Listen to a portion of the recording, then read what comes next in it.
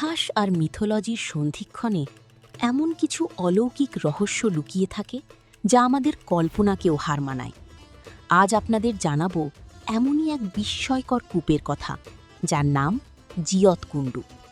কথিত আছে এই কুয়াটি কোনো সাধারণ জলাধার ছিল না, এর জলে ছিল মৃতকে প্রাণ দেওয়ার সঞ্জীবনী শক্তি।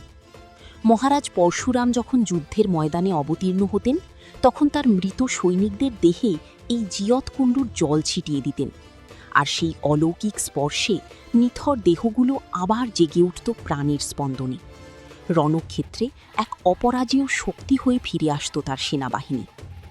সময়ের বিবর্তনে সেই অমৃত সমান জল হয়তো আজ এক রহস্যময় ধূসর অধ্যায়, কিন্তু আজও জিয়ত কুণ্ডুর নাম শুনলে মানুষের মনে সেই অলৌকিক যুগের শিহরণ জেগে ওঠে।